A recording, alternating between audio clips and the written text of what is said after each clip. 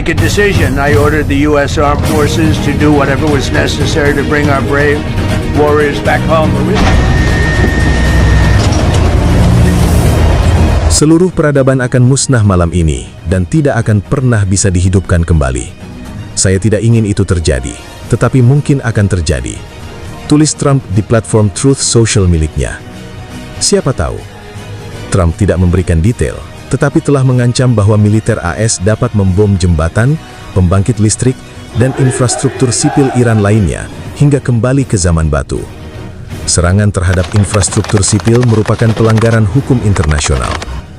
Trump telah memperpanjang tenggat waktu ultimatum sebelumnya, tetapi menyatakan bahwa tenggat waktu yang ditetapkan pukul 8 malam di Washington adalah yang terakhir. Trump mengancam akan menghancurkan semua pembangkit listrik dan jembatan Iran jika Tehran tidak mengizinkan lalu lintas kembali sepenuhnya di Selat Hormuz. Perairan ini dilalui 1/5 minyak dunia pada masa damai. Presiden Iran mengatakan 14 juta orang, termasuk dirinya sendiri, telah sukarela untuk berperang. Tidak jelas apakah serangan udara terbaru terkait dengan ancaman Trump untuk menyerang jembatan. Setidaknya 2 target terhubung dengan jaringan kereta api Iran yang sebelumnya diisyaratkan Israel mungkin akan diserang. Israel semakin sering melakukan serangan yang menurut mereka bertujuan untuk memberikan pukulan terhadap ekonomi Iran. Beberapa saat sebelum pernyataan itu, media Axios melaporkan, mengutip seorang pejabat senior AS yang tidak disebutkan namanya, bahwa militer AS melakukan serangan terhadap target militer di Pulau Kharg, Iran. Kantor berita Mehr melaporkan bahwa pesawat tempur AS dan Israel melakukan beberapa serangan udara di pulau itu, menyebabkan banyak ledakan. Listrik di pulau tersebut dilaporkan padam setelah serangan terhadap 50 target di wilayah tersebut. Pekan lalu, Trump mengklaim bahwa semua target militer di Pulau Kharg telah dihancurkan sepenuhnya. Ia juga menyatakan minatnya untuk mengendalikan minyak Iran dan mengisyaratkan bahwa merebut Pulau Kharg, terminal ekspor minyak utama Iran, termasuk di antara opsi yang sedang dipertimbangkan. Serangan juga terjadi sejumlah jalur kereta api di Iran. Bulan Sabit Merah Iran mengatakan jalur kereta api menjadi sasaran di Karaj dan Kazvin Iran, sementara jembatan kereta api di Provinsi Zanjan Iran menjadi sasaran serangan, menurut laporan media Iran, mengutip pejabat provinsi. Sebuah proyektil peledak menghantam bangunan tempat tinggal di kota Syahriar, Iran, menewaskan sedikitnya 9 orang dan melukai 15 lainnya. Seperti dilaporkan Anadolu, eskalasi regional terus berlanjut sejak Israel dan AS melancarkan serangan terhadap Iran pada 28 Februari, menewaskan lebih dari 1.340 orang, termasuk pemimpin tertinggi saat itu, Ayatollah Ali Khamenei. Otoritas Iran belum memperbaharui jumlah korban dalam beberapa hari terakhir. Iran telah membalas dengan serangan pesawat tak berderawak dan rudal yang menargetkan Israel, Yordania, Irak, dan negara-negara Teluk yang menampung aset militer AS, menyebabkan korban jiwa dan kerusakan infrastruktur, serta mengganggu pasar global dan penerbangan. Pemimpin tertinggi Iran yang baru, Ayatollah Mojtaba Khamenei, dilaporkan tidak sadarkan diri. Dia menerima perawatan medis di kota suci Qom karena kondisinya yang parah. Laporan tentang kondisi Mojtaba Khamenei, 56 tahun tersebut, diterbitkan media Inggris The Times, mengutip demo diplomatik, Selasa, 7 April 2026. Pemimpin tertinggi Iran itu terluka dalam serangan AS Israel yang menewaskan ayahnya, Ayatollah Ali Khamenei, pada 28 Februari. Serangan hari pertama yang memicu perang yang meluas di Timur Tengah. Ini adalah pertama kalinya lokasi pemimpin tertinggi Iran diungkap. Kota Qom terletak sekitar 140 km ke selatan Tehran. Kota ini dianggap suci dalam Islam Syiah dan dikenal sebagai ibu kota agama Republik Islam Iran. Mojtaba Khamenei sedang dirawat di Qom dalam kondisi parah, tidak dapat terlibat dalam pengambilan keputusan apapun oleh rezim. Demikian bunyi dokumen diplomatik tersebut, yang diyakini berdasarkan intelijen Amerika dan Israel, yang dibagikan kepada sekutu Teluk. Informasi mengenai lokasi Ayatollah Mojtaba Khamenei dilaporkan telah diketahui oleh Badan Intelijen Amerika dan Israel sejak beberapa waktu lalu, tetapi belum pernah dipublikasikan sebelumnya. Menurut laporan tersebut, jenazah Ayatollah Ali Khamenei sedang dipersiapkan untuk dimakamkan di Qom, yang dianggap sebagai pusat kekuasaan ulama Syiah. Badan Intelijen Amerika dan Israel dilaporkan memiliki informasi tentang persiapan apa-apa yang dibutuhkan untuk membangun mausoleum besar di Qom untuk lebih dari satu makam, menunjukkan bahwa anggota keluarga lainnya dapat dimakamkan bersama almarhum pemimpin tertinggi. Laporan The Times mengklaim bahwa Mojtaba Khamenei sendiri dapat dimakamkan di mausoleum tersebut, menunjukkan bahwa kondisi pemimpin tertinggi Iran yang baru mungkin kritis. Sejauh ini, baik Washington maupun Tehran belum mengeluarkan pernyataan apapun mengenai klaim yang dibuat dalam laporan tersebut. Selasa, 7 April 2026, pukul 12.40 waktu Indonesia Barat. Iran telah mengkonfirmasi bahwa Mojtaba Khamenei terluka dalam serangan udara yang sama yang menewaskan ayah, ibu, wanita, Zahra Hadad Adel, dan salah satu putranya pada hari pertama perang yang telah mengobarkan Timur Tengah sejak 5 minggu lalu. Pemimpin tertinggi yang baru ini belum terlihat atau terdengar di muka umum sejak awal perang, meskipun telah dipilih untuk menggantikan ayahnya pada awal Maret. Beberapa pernyataan yang dikaitkan dengan Mojtaba Khamenei telah dibacakan di televisi negara Iran, tetapi kurangnya rekaman suaranya menambah bobot pada laporan yang belum diverifikasi bahwa dia masih dalam kondisi kritis. Tehran juga merilis video produksi AI yang menunjukkan pemimpin tersebut berjalan ke ruang perang dan menganalisis peta pembangkit listrik tenaga nuklir Israel di Dimona pada Senin. Meskipun para pejabat Iran bersikeras bahwa pemimpin tertinggi yang baru bertanggung jawab atas negara, tetapi laporan AS sebelumnya menyinggung kondisi kesehatan Mojtaba Khamenei. Laporan AS mengklaim bahwa dia dirawat dalam keadaan koma. Ada juga laporan yang menyebutkan dia menderita patah kaki dan cedera fasial. Militer Amerika Serikat dilaporkan mulai melancarkan serangan ke sejumlah target militer Iran di Pulau Kharg pada Selasa, 7 April 2026. Media Iran, seperti diberitakan AFP, menyebut serangan tersebut menghantam terminal ekspor minyak utama Iran di Pulau Kharg, meskipun serangan itu disebut tak berdampak pada infrastruktur minyak. Musuh Amerika Zionis Israel telah melancarkan beberapa serangan di Pulau Kharg, dan beberapa ledakan telah terdengar di sana. Demikian laporan kantor berita Mehr. Menurut unggahan jurnalis Barak Rafid dari situs berita Axios, mengutip seorang pejabat AS, mengungkap bahwa AS melakukan serangan terhadap target militer di pulau yang terletak di pantai barat Iran tersebut. Sementara laporan media Wall Street Journal mengatakan serangan terbaru AS itu menghantam sebanyak 50 target militer di Pulau Kharg. Serangan ini terjadi beberapa jam sebelum batas waktu ultimatum Presiden AS, Donald Trump, yang disebut akan meratakan Iran dan membuat negara itu bakhralah jika tak membuka Selat Hormuz.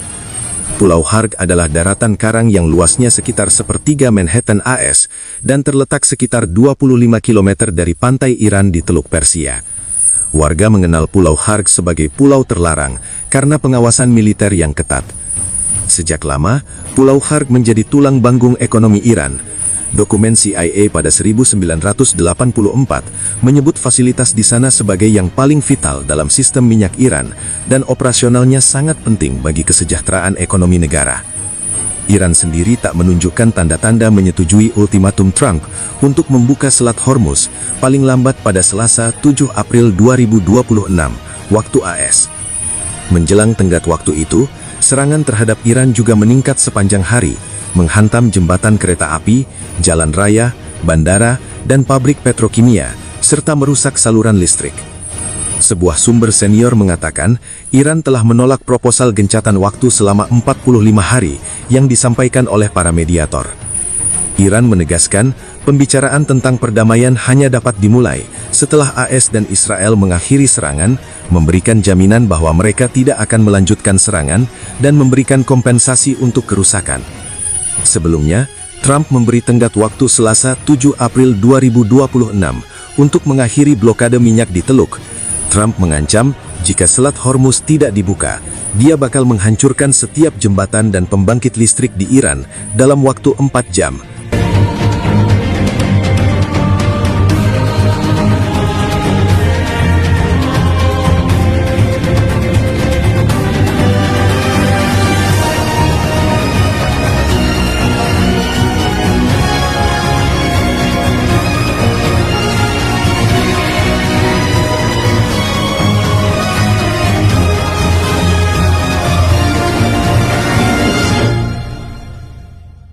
Update perang Iran versus Amerika.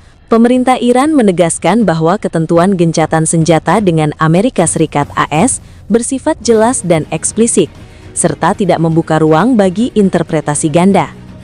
Ya, pernyataan ini disampaikan oleh Menteri Luar Negeri Iran, Abbas Araghchi, melalui unggahan di platform X pada Rabu, 8/4/2026. Nah, Araghchi mengatakan, gencatan senjata tersebut juga termasuk untuk Lebanon. Araghchi menyoroti sikap Washington yang dinilai tidak konsisten di tengah terus berlanjutnya serangan Israel ke wilayah Lebanon. Menurutnya, AS tidak bisa mengklaim mendukung gencatan senjata sekaligus membiarkan sekutunya melanjutkan operasi militer. Ia menegaskan bahwa kerangka gencatan senjata yang disepakati mencakup Lebanon, sehingga setiap bentuk agresi dari Israel seharusnya dihentikan. Amerika Serikat tidak dapat memiliki gencatan senjata dan perang yang sedang berlangsung pada saat yang sama, tegasnya, mengutip Al-Mayadin Kamis, 9/4/2026. Lebih lanjut, Araghchi menyatakan bahwa situasi di Lebanon kini berada dalam sorotan internasional. Ia menyebut dunia tengah menyaksikan secara langsung eskalasi kekerasan yang terjadi, sekaligus menunggu langkah konkret dari Washington. Bola ada di pengadilan Amerika Serikat, dan dunia mengawasi apakah mereka akan bertindak sesuai komitmennya, ujarnya lagi. Senada dengan itu, juru bicara Kementerian Luar Negeri Iran Ismail Baghai menegaskan bahwa AS turut memikul tanggung jawab atas setiap pelanggaran gencatan senjata yang dilakukan Israel. Dalam keterangannya kepada IRNA, Baghai menyatakan bahwa komitmen Washington tidak hanya bersifat politis, tetapi juga mencakup kewajiban untuk memastikan kepatuhan di lapangan. Ia merujuk pada pernyataan awal yang disampaikan oleh Perdana Menteri Pakistan yang menyebut bahwa AS telah berjanji untuk memastikan seluruh pihak, termasuk sekutunya, mematuhi kesepakatan gencatan senjata di semua lini, termasuk Lebanon. Dengan demikian, Iran menilai tidak ada alasan bagi AS untuk menghindari tanggung jawab. Jika pelanggaran terus terjadi, maka kredibilitas Washington sebagai pihak yang menjamin kesepakatan akan dipertanyakan di mata dunia. Peringatan ini disampaikan oleh pejabat kantor kepresidenan Iran, Abbas Musawi. Musawi menegaskan bahwa salah satu syarat utama dalam perjanjian tersebut adalah penghentian serangan terhadap Lebanon.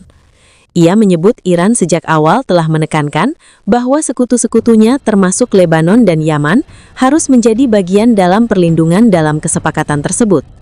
Iran telah jelas menegaskan bahwa Lebanon, Yaman, dan teman-teman kami harus dimasukkan dalam perjanjian gencatan senjata, ujarnya, mengutip Al-Mayadin Kamis, 9/4/2026. Namun dengan masih berlangsungnya serangan Israel ke Lebanon, Musawi menilai bahwa stabilitas perjanjian kini berada dalam ancaman serius. Ia bahkan menyebut gencatan senjata sebagai rapuh dan berpotensi runtuh sewaktu-waktu. Lebih jauh, Iran memperingatkan bahwa pihaknya tidak akan tinggal diam jika pelanggaran terus terjadi. Musawi menegaskan bahwa Teheran tengah mengkaji langkah respons terhadap situasi tersebut. Iran akan menanggapi pelanggaran gencatan senjata dengan pelanggaran gencatan senjata. Tegasnya, ia juga menuduh bahwa Israel secara konsisten berupaya melemahkan setiap peluang menuju perdamaian.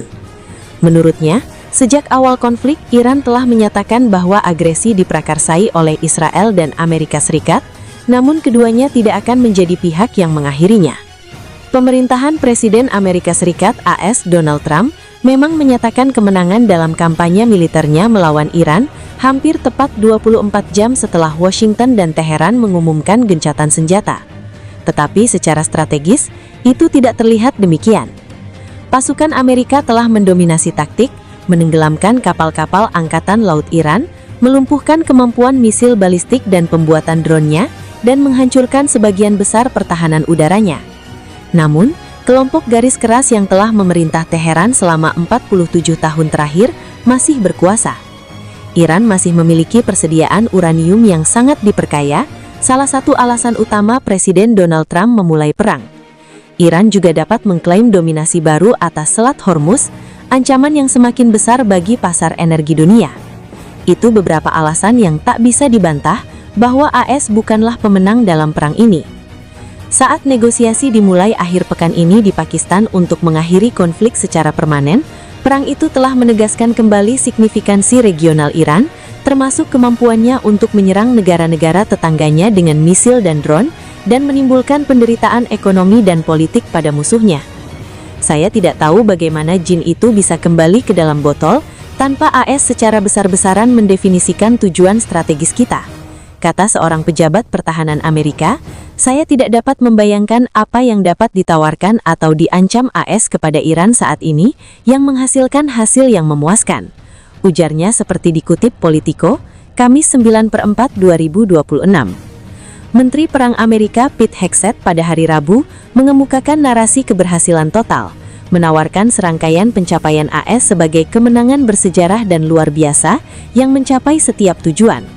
Namun ia juga berjanji untuk tetap menempatkan pasukan AS di wilayah tersebut untuk memastikan Teheran mematuhi terma gencatan senjata, sebuah langkah yang juga dapat membuat pasukan Amerika rentan terhadap serangan lanjut.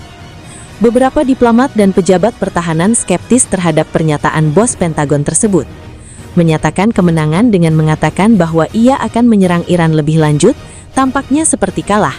Kata seorang diplomat Asia yang seperti yang lainnya diwawancarai, memberikan syarat anonimitas untuk membahas topik yang sangat sensitif. Bagi Iran, tidak kalah tidak sama dengan menang, paparnya.